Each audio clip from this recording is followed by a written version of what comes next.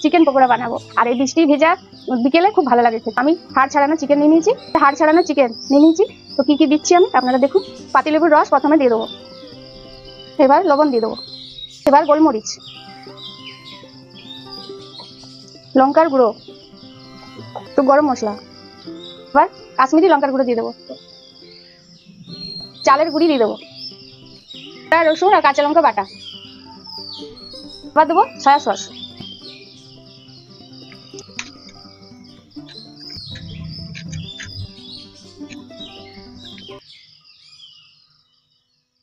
এবার একটা একটা করে দিয়ে দেবো কড়াইয়ের মধ্যে।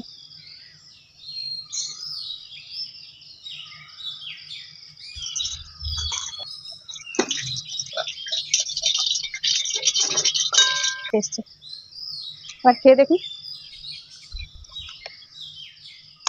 কত মুচমুচে।